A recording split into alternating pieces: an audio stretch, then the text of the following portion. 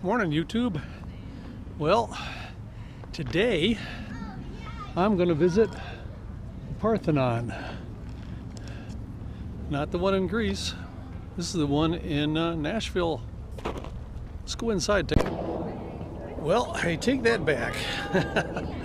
As usually happens to me, today is Monday, and Monday is the only day this place is closed.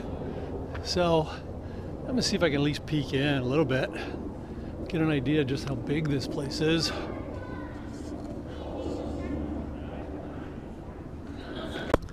All right, next to the Parthenon is a statue celebrating the fact that Tennessee was the 36th state that voted to support the 20th Amendment that gave women the right to vote. And so they call it the Perfect 36. You give an idea just how big that Parthenon is. And it's a copy of the one that's in Athens. So there's only two of them in the world. There's the original and this copy.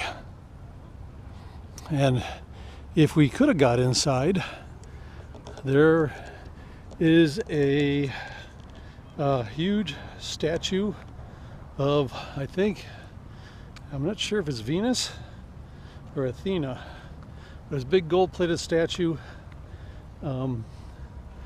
Unfortunately, as my luck would have it, it's closed. So anyway, I get back on the road and see what we can find. And I've got a little historic drive planned for what's coming up next. Good morning, YouTube. Well, today I am traveling the Natchez Trace. It's 444 miles, goes from near Nashville down to Natchez, Mississippi, or Tupelo, that area. This is an old route. This Native Americans have been using this route for 10,000 years. When the white settlers came in, they started using it too. There are sections where the ground was soft and it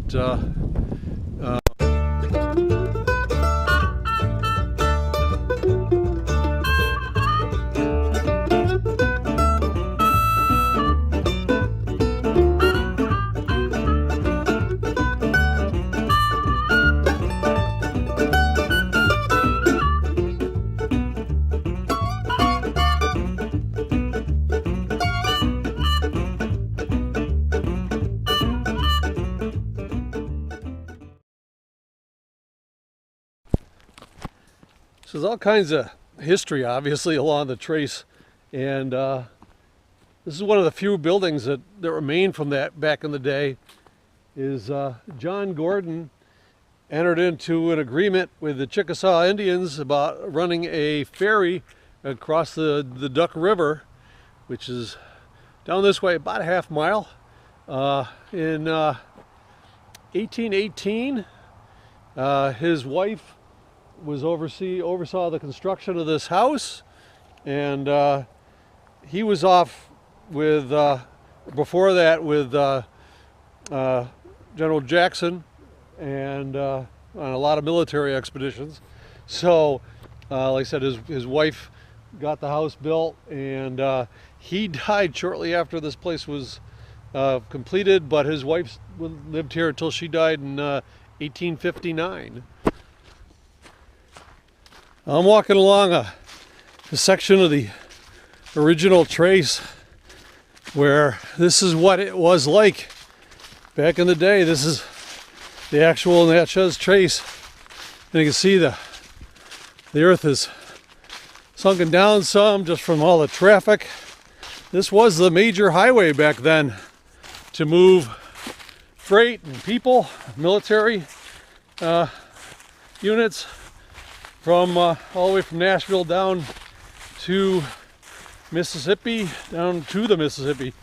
This is how they haul a lot of the freight and goods to be sold down there. And that wasn't being moved by water somehow. But said this is a major highway back in the day. Thomas Jefferson designated this as, I think, the first or one of the first post roads for moving mail. So anyway, that's what it looked like back in the day.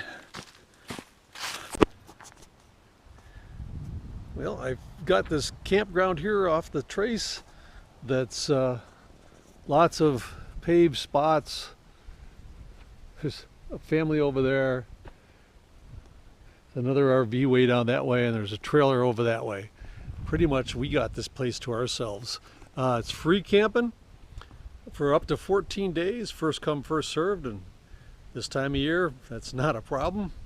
So there's a historic monument here. This is where well, I'll see.